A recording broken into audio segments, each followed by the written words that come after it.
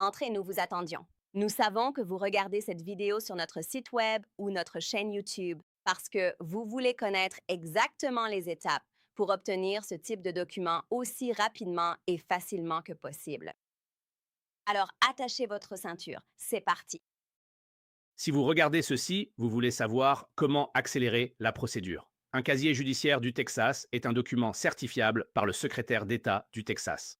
Quel en sera le coût? Quels sont les délais actuels de traitement? Quelles sont les étapes pour commander votre apostille au Texas? D'abord, les documents enregistrables par le secrétaire d'État, comme un casier judiciaire, ne peuvent pas être envoyés directement par email ou par fax. Sauf une exception que j'aborderai, vous devez soit nous envoyer par courrier, soit nous déposer l'original ou une copie certifiée de votre contrôle des antécédents criminels du Texas à notre bureau principal d'Austin. Les photocopies ne sont pas acceptées. Ce document, aussi appelé vérification du casier judiciaire, doit idéalement avoir été délivré après l'an 2000.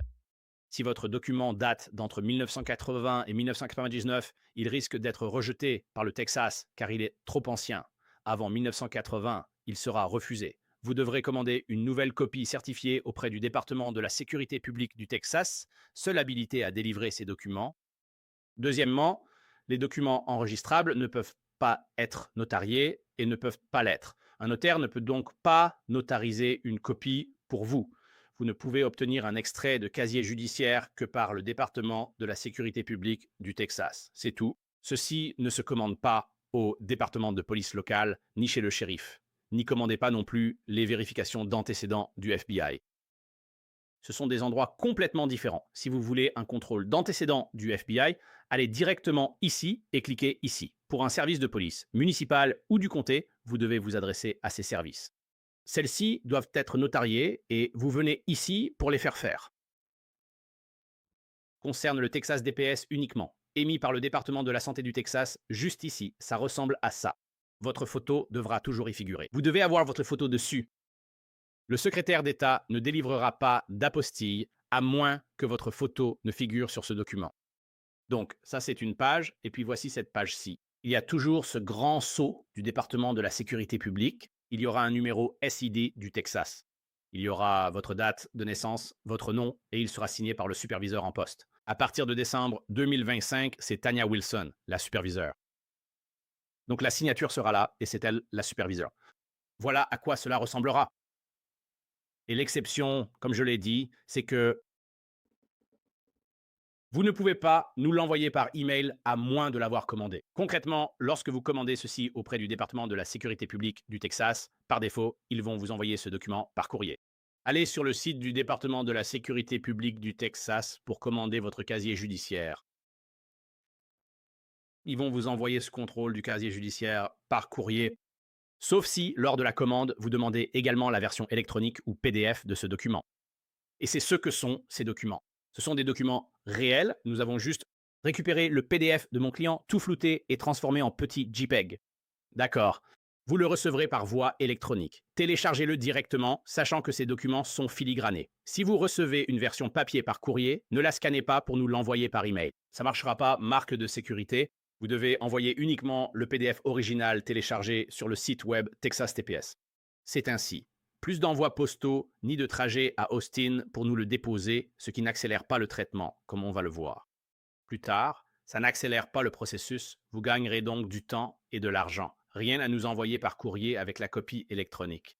Ils ne facturent rien de plus. S'ils le font, c'est peut-être 5 dollars, mais je ne pense pas qu'ils facturent plus. Ils préfèrent la copie électronique car ils n'ont pas à l'envoyer par courrier. Au lieu du courrier, prenez simplement la copie électronique. Donc lorsque vous allez sur le site du Texas DPS, assurez-vous de commander la version électronique ou PDF. Je crois qu'ils l'appellent simplement la version électronique. Je ne pense pas qu'ils l'appellent PDF, mais vous allez recevoir un PDF original. Et ensuite, vous allez télécharger ce document, ce que je vais expliquer tout de suite. Vous allez le télécharger sur notre page de formulaire de commande pour cela.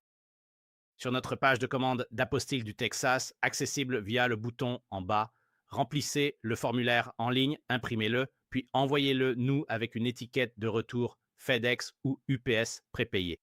Nous pourrons ainsi renvoyer vos documents à vous ou à toute autre personne dans le monde. Si reçus par courrier, vous devez nous les renvoyer par la poste avec l'étiquette prépayée et notre formulaire de commande.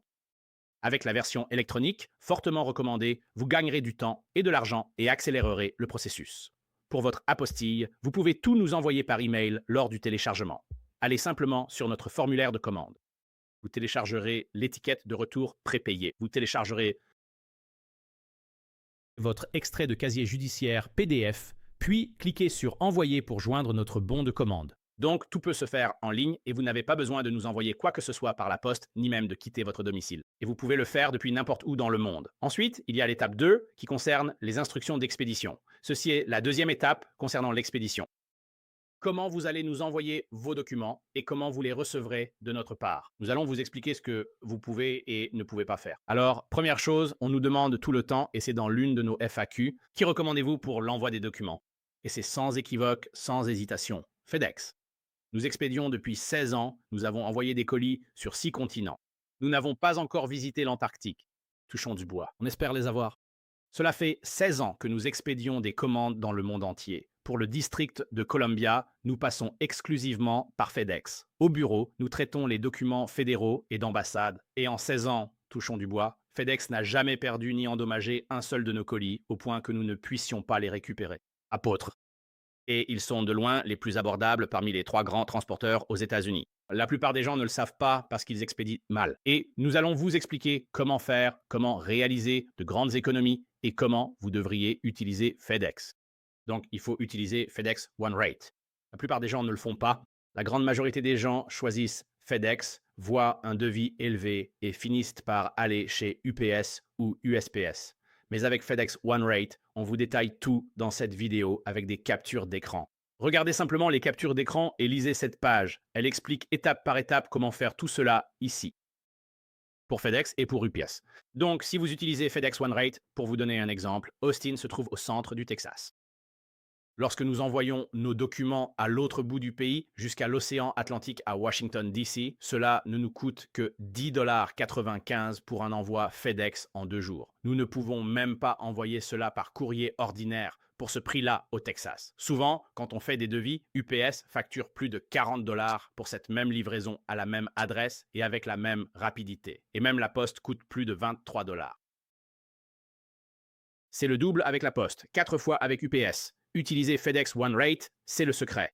Voilà le secret, le petit secret, cliquez juste ici et cela vous guidera pour le faire. Sachez que pour l'Amérique du Sud, centrale ou l'Europe, utiliser FedEx ou UPS coûte cher. Il faut donc passer par DHL. Nous l'acceptons, mais c'est plus long car il manque de bureaux. Donc cela va retarder d'1 jour car normalement c'est le lendemain. Si c'est possible, alors nous le déposerons. Donc on le recommande. Ces options expliquent comment le créer. Faites cela en ligne, partout dans le monde. Vous pouvez créer cette étiquette depuis chez vous, où que vous soyez. Pas besoin de sortir de votre domicile pour cela. Ensuite, il vous suffit d'imprimer l'étiquette et de l'envoyer avec vos documents. Ou vous pouvez aussi nous l'envoyer par email. Dans tous les cas, veillez à bien télécharger le PDF original. Ça ne peut pas être un document Word et vous ne pouvez pas non plus en prendre une photo, que ce soit FedEx ou UPS. Lors de la création de l'étiquette d'expédition, vous recevrez un PDF à télécharger. Imprimez ce PDF pour nous l'envoyer avec vos documents ou envoyez-le nous par email.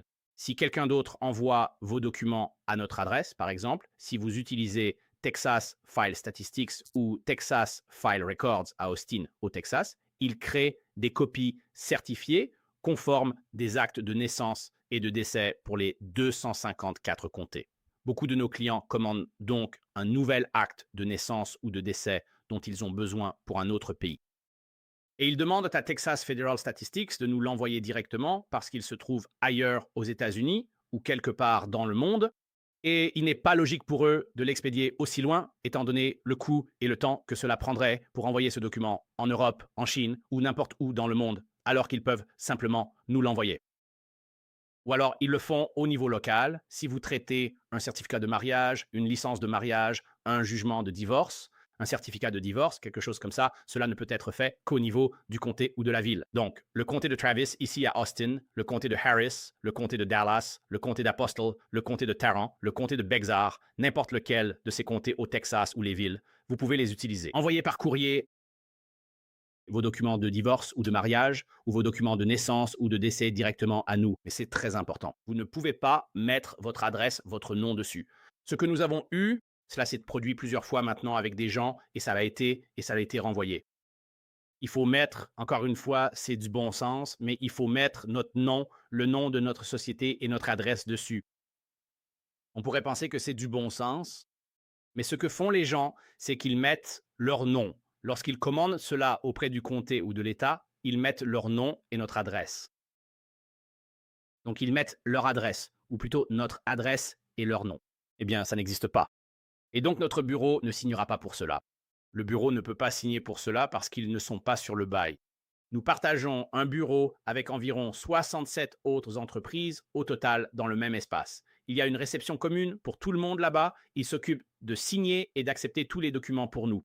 Ils ne peuvent pas l'accepter, pas de nom au bail. Il faut que ce soit notre nom et donc ça va être renvoyé. Et cela peut poser un problème. Si vous expédiez des documents depuis le Texas, ils leur seront alors renvoyés.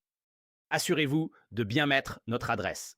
Ajoutez le nom de notre société, puis indiquez à l'attention de avec votre nom si besoin. Enfin, précisez notre adresse et notre numéro de téléphone. Normalement, pas de problème, mais notre nom à Postal Texas doit y être à l'envoi. Assurez-vous que c'est bien indiqué. Et puis, l'autre point est l'étiquette d'expédition prépayée. Une fois que tout est terminé pour l'apostille de vos documents, vous devez nous fournir un bordereau d'expédition prépayé par email, par courrier postal ou directement lors du dépôt de vos documents. Le dépôt s'effectue uniquement à Austin, au Texas, une ville qui est située dans le nord de l'État. L'apostille s'obtient uniquement à Austin auprès du secrétaire d'État. C'est impossible à Houston, Dallas ou ailleurs. Si vous voulez déposer les documents en personne, ce que nous déconseillons, explication à l'étape 3, dans ce cas, vous pouvez aussi fournir une étiquette d'expédition prépayée. Mais vous ne pouvez pas y mettre nos coordonnées. Utilisez plutôt votre propre nom, téléphone et adresse, ou bien ceux d'un collègue, d'un ami ou d'un membre de votre famille. Et pour l'entreprise, peu importe ce que vous indiquez, mais vous ne pouvez pas mettre notre adresse car nous serions facturés par FedEx, UPS ou DHL. Si cela passe par la douane ou si votre envoi nécessite des frais supplémentaires, par exemple si vous n'avez pas assez payé pour l'expédition. Donc, cela se trouve dans le coin supérieur gauche. Donc, lorsque vous créez une étiquette d'expédition et qu'on vous demande d'où elle provient, nous ne sommes pas l'expéditeur. Nous ne sommes pas l'importateur. C'est vous. Vous créez l'étiquette d'expédition. En tant qu'importateur pour l'étranger, indiquez l'expéditeur sans utiliser nos coordonnées. Bien que l'envoi vienne d'Austin au Texas, nous ne sommes que le point de dépôt. Donc, n'utilisez pas nos informations. Vos documents ne seront pas renvoyés par envoi.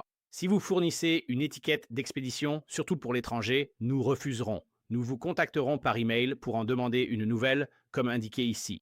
On a des captures. C'est interdit. Donc, donnez-nous juste une nouvelle étiquette avec une autre adresse. Encore une fois, cela n'aura jamais d'importance.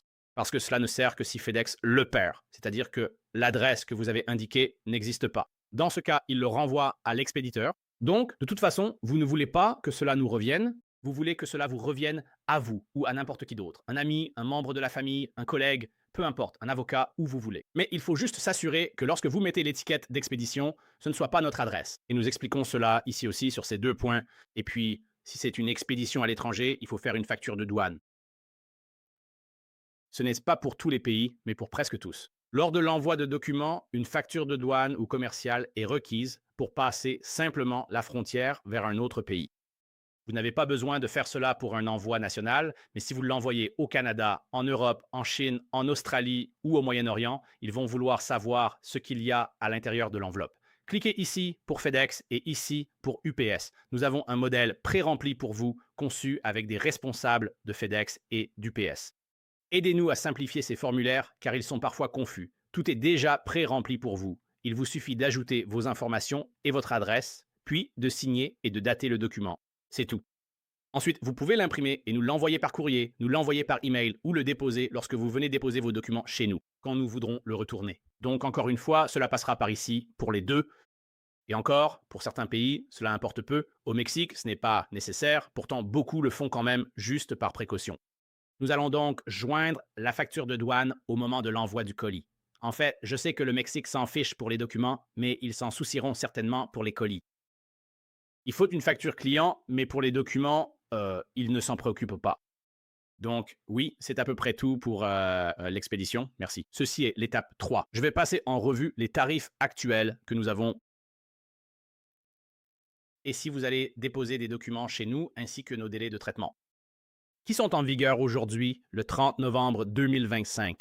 Alors, comment Si vous allez déposer des documents chez nous, ce que vous devrez faire, c'est imprimer notre formulaire de commande que vous remplissez en ligne. Vous allez cliquer ici, juste ici. En cliquant ici, vous accéderez à notre page de formulaire de commande et c'est ce formulaire que vous allez remplir en ligne puis imprimer. Et il y a une autre vidéo là-bas qui explique comment remplir le formulaire de commande et tout ce qui s'y rapporte.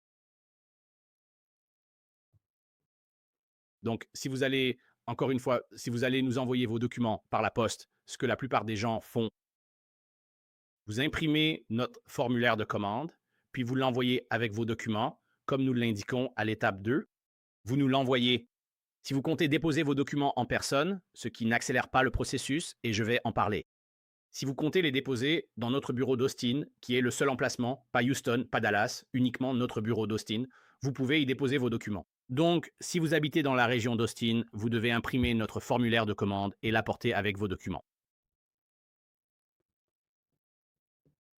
Et maintenant, je vais vous expliquer nos horaires limites.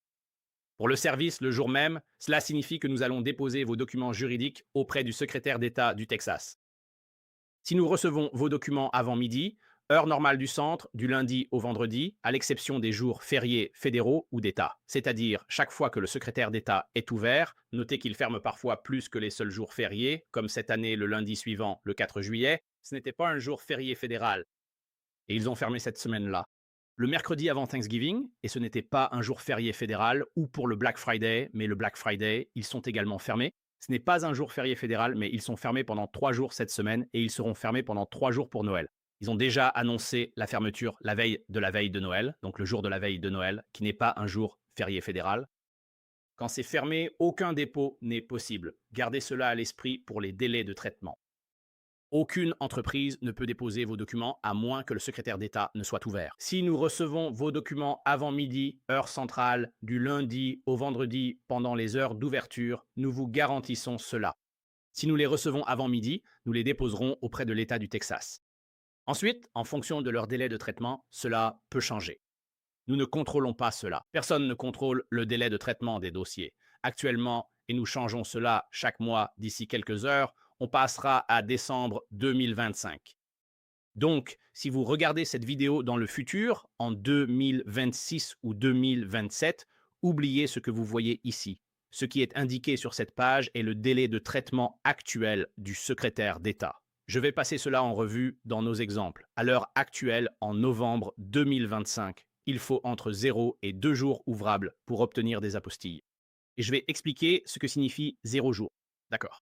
Nous donnons donc ici quelques scénarios. Si nous recevons vos documents par courrier ou dépôt avant midi, heure centrale, nous allons enregistrer vos documents. Ensuite, il est possible, mais peu probable, que le secrétaire d'État vous délivre une apostille le jour même. Cela signifie que nous recevrons votre document à midi ou avant ce jour-là.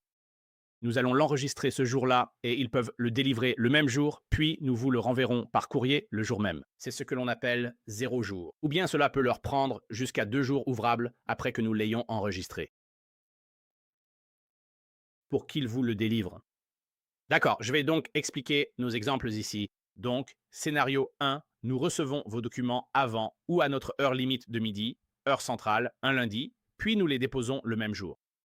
Le secrétaire d'État va soit délivrer une apostille sur vos documents le jour même, ce qui correspond à 0 jour, soit le jour ouvrable suivant. Il pourrait le faire, ce qui prendrait 1 jour ou 2 jours ouvrables, donc dans le pire des cas, vous le recevrez et il vous sera renvoyé par courrier le mercredi. Donc cela constituerait le scénario tout à fait idéal. Si nous recevons ce document de votre part avant midi, d'accord. Exemple numéro 2, si nous recevons votre document après-midi, heure centrale, si vous l'envoyez par transporteur ou le déposez à notre bureau entre 14h et 16h55, sachez que certains arrivent même juste avant 17h.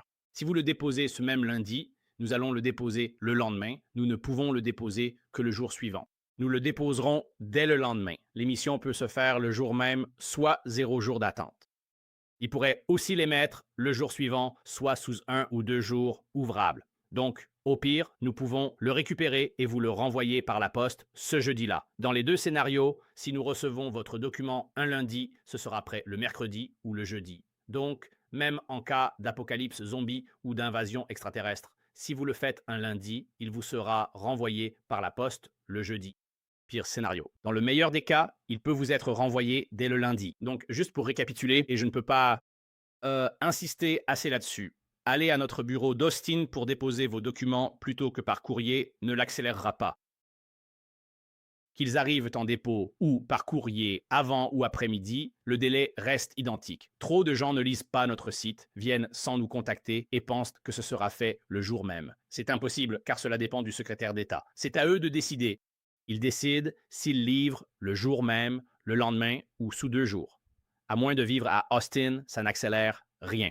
Envoyez simplement vos documents en express, comme indiqué à l'étape 2. Et puis, ces tarifs sont ceux d'aujourd'hui. Ils pourraient changer prochainement, peu importe quand vous regardez. Ne vous fiez pas à cette vidéo, mais plutôt à ce qui est écrit ici. Peu importe ce qui est écrit ici, à cet endroit précis, à ce moment-là, c'est le tarif en vigueur. Donc, pour le premier document, si vous avez besoin de faire apostiller un document auprès du secrétaire d'État, c'est 95 dollars. Et cela inclut tous les frais de dépôt. Donc, vous ne nous envoyez pas de chèque de mandat ou de chèque de banque. Vous ne nous envoyez pas d'argent pour les frais de dépôt d'État et vous ne faites pas la paperasse. Vous ne nous envoyez toujours pas le formulaire de l'État. Nous avons nos propres formulaires et nous payons les frais de dépôt. C'est donc 95 dollars tout compris, sans aucune taxe. C'est votre seul paiement. Pour plusieurs, le tarif est réduit. Voici un tableau récapitulatif. Un document coûte 95 dollars. Pour 2 apostilles simultanées, c'est 170, puis 245 dollars selon les tarifs actuels. C'est comme ça. Et encore une fois, chaque document en plus coûte 75 dollars l'unité. Quand vous êtes prêt, cliquez ici pour accéder au bon de commande des apostilles du Texas. Et encore une fois, ceci est uniquement pour le Texas. Ce n'est pas pour les tarifs fédéraux, ni pour les tarifs d'entreprise du Texas concernant les documents à apostiller ou les frais d'ambassade. Ceci concerne spécifiquement uniquement le Texas, le secrétaire d'État du Texas et les documents texans. Donc, les documents qui sont notariés par un notaire du Texas ou les documents émis par une entité texane, une ville, un État, un comté ou le gouvernement de l'État, comme un acte de naissance texan, un certificat de décès, une licence de mariage, un jugement de divorce, un casier judiciaire, des chèques, un permis de conduire, des procurations, ce genre de choses. Voilà, c'est l'étape 3. Merci.